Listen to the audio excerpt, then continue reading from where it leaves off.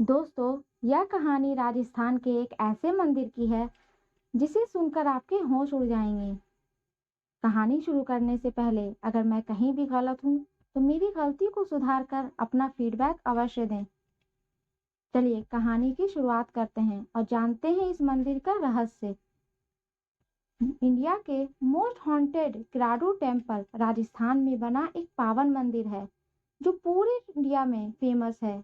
भूत भगाने के लिए इस मंदिर में हनुमान जी की पूजा की जाती है। पर ऐसा कहा जाता है कि कोई भी इंसान किसी भूत से मोहित हो जाए तो उसे ठीक होने के लिए क्राडू मंदिर ले जाना चाहिए। मगर तब क्या होगा जब क्राडू मंदिर के आसपास भटक रही आत्मा ही किसी इंसान को अपना शिकार बना ले। रीना एक स्ट्रॉनिंग फिल्म मेकर थी जो ना जाने कितने वक्त से अलग अलग प्रोड्यूसर को बैठ करके उनसे काम मांगने की कोशिश कर रही थी।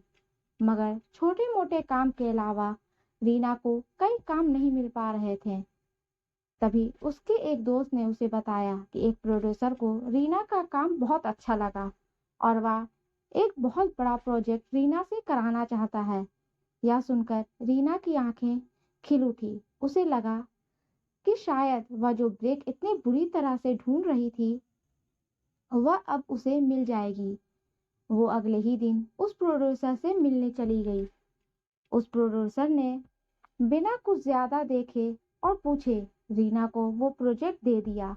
रीना बहुत खुश हुई थी क्योंकि उसे उस काम के अच्छे खासे पैसे मिल रहे थे। उस प्रोड्यूसर ने रीना को बताया कि उसे क्राडो मंदिर जाकर एक रियल डॉक्यूमेंट्री शूट करनी होगी। उस काम के लिए उस प्रोड्यूसर ने रीना को 12 दिन का टाइम दिया और उसके साथ 5 लोगों की टीम भी। उस प्रोड्यूसर ने रीना को एक सुमित नाम के आदमी का नंबर भी दिया और कहा कि सुमित वहां का लोकल मैनेजर रहेगा। दोस्तों, अगले ही दिन रीना अपनी टीम और सुमित के साथ क्राडो मंदिर के लिए निकल गई। भारत मुझे लगता है कि इकलौता देश होगा जिसमें हर एक मंदिर के अपने अपने रहस्य और अजूबे हैं। किराडू मंदिर हो या अयोध्या में राम मंदिर। चलिए अब आगे जानते हैं। रीना किराडू मंदिर पहुंच गई थी, लेकिन मंदिर पहुंचते ही रीना को एक अलग ही जैसा फील होने लगा। वह एक्साइटेड तो थी मगर उसके साथ साथ उसे एक अजीब सी बेचैनी फील हो रही थी। रीना और उसकी टीम शूट शुरू करने से पहले मंदिर को कुछ अच्छे से देखना चाहते थे। जब रीना मंदिर की जांच कर रही थी तो रीना ने देखा कि वहां ढेर सारी औरतें बैठकर अजीब सी हरकतें कर रही थीं। कोई औरतें चिल्ला रही थीं तो कोई पागलों की तरह बस हंसे जा रही थी। उनमें से एक औरत ने रीना की तरफ देखा और वह अचानक ही हंसते हंसते रुक गई और फूट फूट कर रोने लगी। रीना वहां से तुरंत आगे चल गई और चलते चलते रीना मंदिर के बीच में लगे पेड़ के पास आ गई। उसने देखा कि वहां एक बूढ़े बाबा बैठे ध्यान में लगे हैं। रीना वहां से जा ही रही थी कि तभी बाबा ने उसे आवाज लगाई। रीना एकदम से चौंक गई और वहीं रुक गई। उन बूढ़े बाबा ने आंखें खोली और रीना को घूर कर देखा। उन्होंने उससे कहा, किराडू मंदिर में कई चमत्कार भी होते हैं लेकिन कई खौफनाक चीजें भी। यह कहते ही वो बाबा अजीब ढंग से हंसने लगे।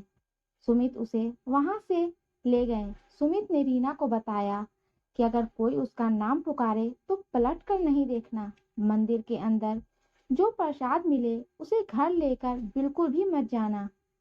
रीना ने ऐसी बातें पहले भी सुनी थी। उसकी माँ उसे बताया करती थी कि किराडू मंदिर में भगवान की बहुत ही ताकतवर शक्ति है जो लोगों को शैतानी काली शक्तियों से बचाती है। लेकिन अगर किसी इंसान ने किराडू मंदिर के नियम तोड़े तो यह काली शक्तियां उस इंसान को हमेशा हमेशा के लिए जकड़ लेती है। इसके बाद रीना मंदिर में दर्शन करने गई और पंडित जी ने उसे प्रसाद भी दिए। उसने प्रसाद तुरंत वहीं खा ली और फिर मंदिर से बाहर आने लगी।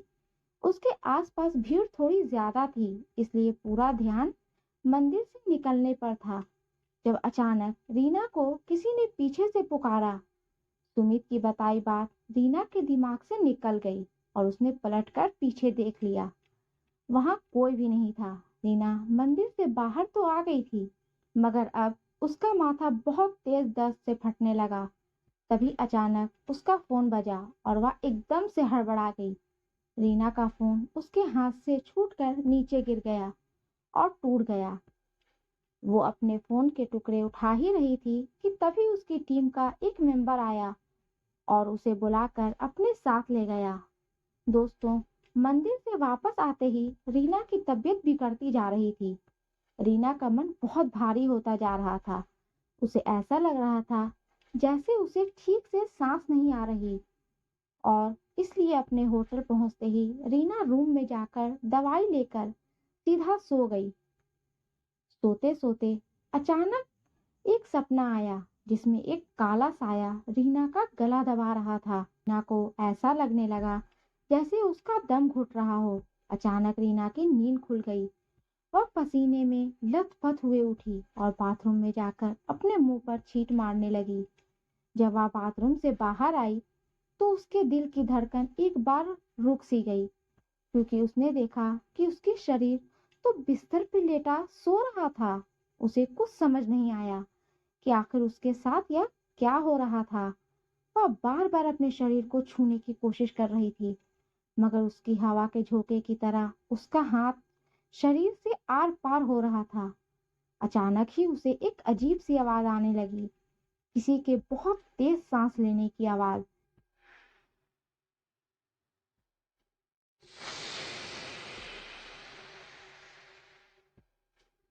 रीना ने मुड़कर देखा तो उसके बाथरूम की लाइट्स खुल बंद हो रही थी। वह बाथरूम की तरफ गई तो वहां कोई भी नहीं था, मगर वह जैसे ही मुड़ी उसने देखा कि उसका शरीर अब बिस्तर पर बैठा हुआ था। उसके बालों ने उसके चेहरे को कवर किया हुआ था और वो तेज सांसें लेने की आवाज रीना के शरीर से आ रही थी। वो जैसे ही अपने शरीर के पास गई, अचानक से उसके शरीर ने अपना सर उठाया और रीना का दिल बुरी तरह दिख रहा था।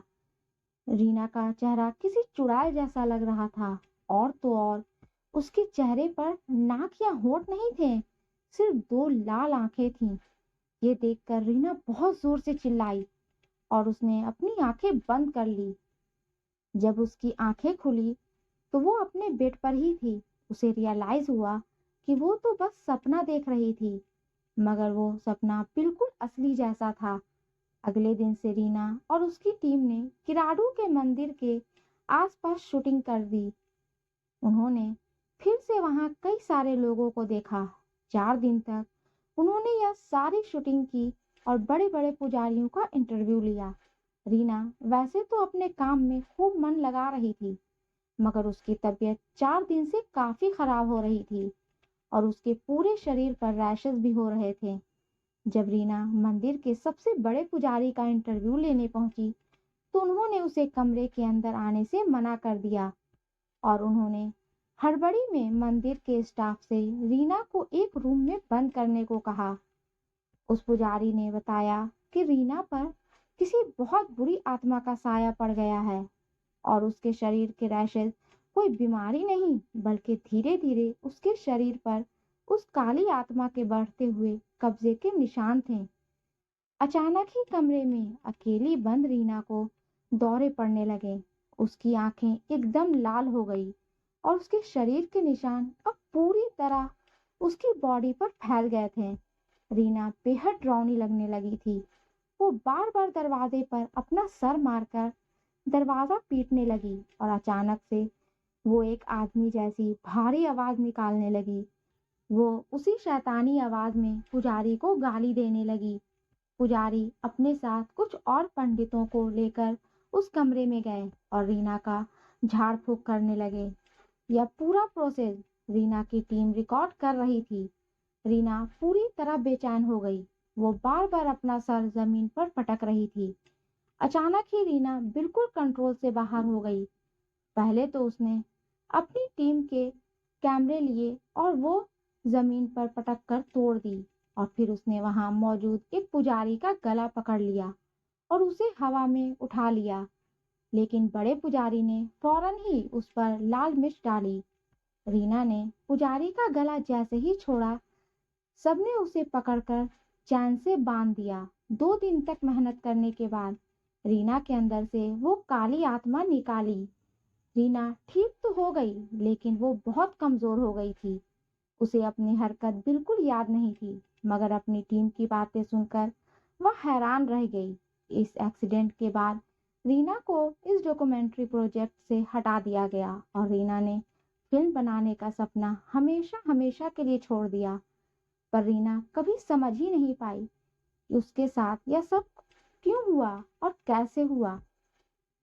आपको क्या लगता है? अगर आपको यह वीडियो अच्छी लगी तो हमारा चैनल सब्सक्राइब करना बिल्कुल मत भूलना।